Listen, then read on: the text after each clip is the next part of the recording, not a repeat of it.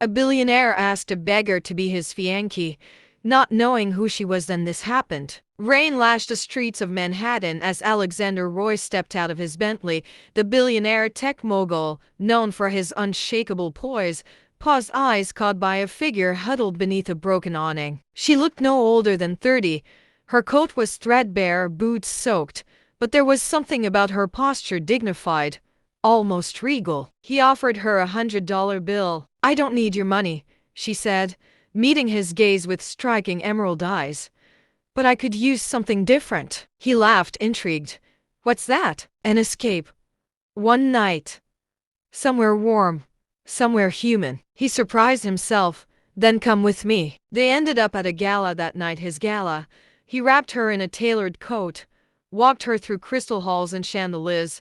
She moved like she'd belonged there all her life. When reporters whispered, "Who is she?" he replied without hesitation, "My fiancée." She didn't flinch, just smiled and played along with haunting grace. Weeks passed.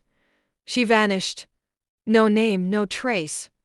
He searched, not out of guilt but longing. She'd awoken something in him.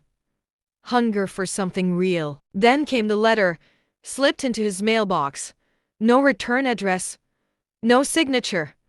Just an address in Prague.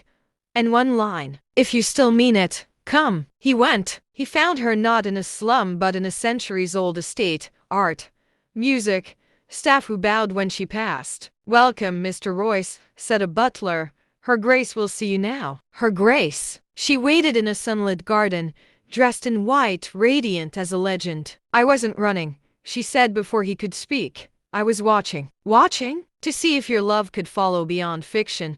You called me fiancée to impress a crowd. I needed to know if you'd call me that in silence, with no cameras." He approached, heart racing. "Then tell me who you are." She smiled. "I was a beggar for a day by choice. Duchess Eveline of Estersai the rest of the year. I inherit empires, not fortunes. But I wanted truth before duty." "So this," he whispered, stunned, "was a test?" "No," she said, stepping closer. "It was a beginning." They married in secret.